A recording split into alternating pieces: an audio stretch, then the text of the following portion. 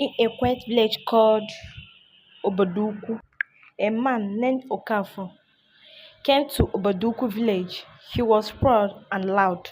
He wore fine clothes and shiny shoes. He said he had come to buy land and build a school. The village elders welcomed him. But Mama Wakego did not. She sat on a wood stool and watched. Then she said no sentences. That man must go. The people were shocked. Why, Mama? The elders asked. His heart is full of lies, she replied. But they did not listen. A few days later, Okafor started building. He hired young boys to clear the land. He bought big machines. The grass sick. Trees were out. The shrine near the river was removed. Mama Wakek went to him. She wore a red wrapper and held a small calabash. You have been warmed, she said. Okafor laughed. Old man, go and rest. Your time has passed. She looked into his eyes and said, I sack you. The laughter stopped. He blanked. What did you say? I sack you. She repeated, leave this village in peace. He waved his hand and walked away.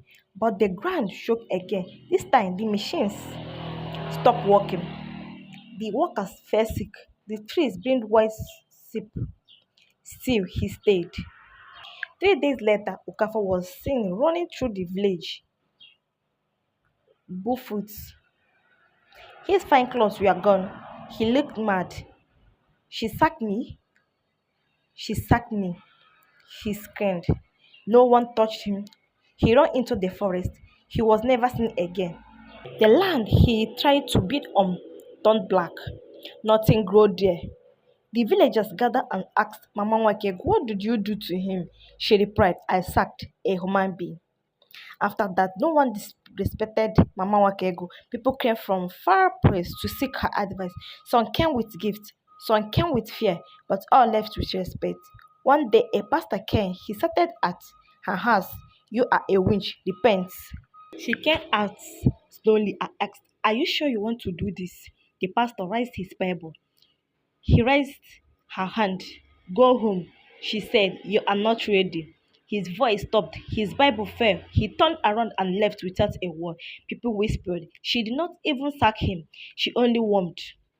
Years passed. Mama Wakego grew old. One morning, the birds were silent. The river stopped flowing. The wind did not blow. She called the elders. I'm going today, she said. They are whipped. She smiled. I leave my wisdom with the land. Teach your children to respect the unknown. She lay on her mat, closed her eyes, and never woke up. The sun refused to shine that day.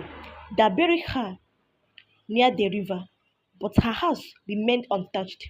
No one dared enter it. Her calabash sits on the stool, waiting. Respect is not fear, but when you mocked what you do not understand, the land can rise against you. Mama Wakego may be gone, but some say on cold night, you can still hear her voice in the wind. I sack you. Be careful. Not all battles are fight with hands. Some are fight with words. And some women can sack a human being. Don't look down on people just because they are old or quiet. Some power are not seen, but they are strong. Be humble. Be respectful, especially in place you don't understand.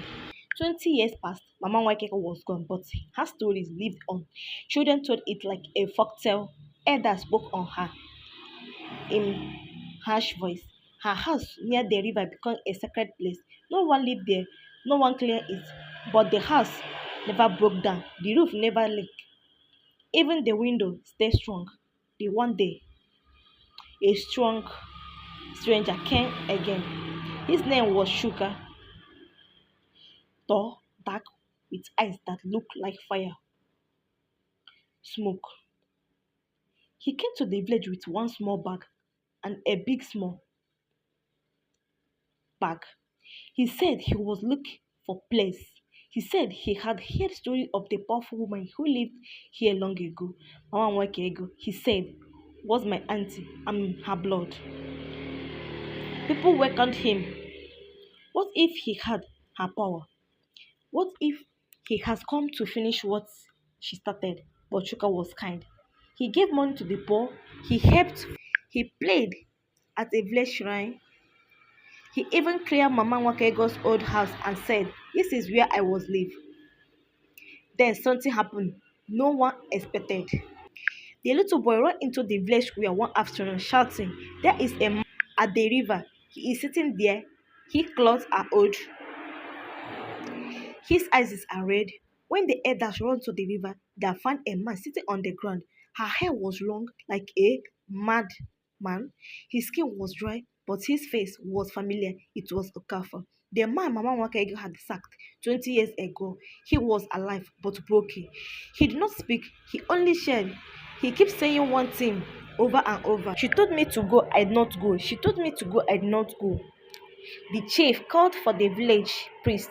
The priest came with his staff and his white chalk.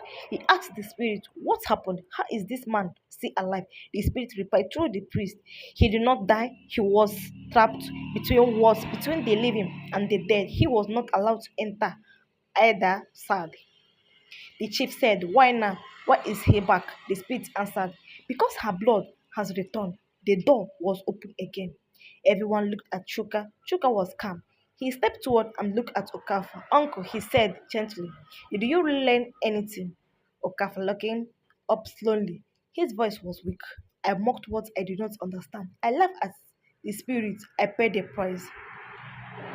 Chuka nodded. "Now go and rest. You are free." Okafor closed his eyes and died on the spot, just like that. That night, the wind returned. The trees began to dance. The river began to move. Chuka walked to Mama Wakego's old shrine. He lit a small fire and placed her old calabash on the ground. "Mama," he said, "your work is not finished. The world still mocked what it fears. I'm ready." Suddenly, her voice filled the air. "My son, you carry my gift, but be careful. Use it only when the earth cries." The next morning, people saw something written on the wall of her house. It was in red chalk: "Respect or be sacked." Chuka never left the village again. He became the new herbalist, but not just any herbalist. He was the circus heir. One day, a politician came to Oboduku village. He came with noise, with big cows, with men carrying guns. He promised road, water, and schooling. If the people gave him their land, he laughed at the shrine. He threw wine on the ground and shouted, "I'm greater than your forest, gods." The villagers said nothing, but Shoka was watching. That night, the politicians drove out of the village. Only his car returned empty. The car was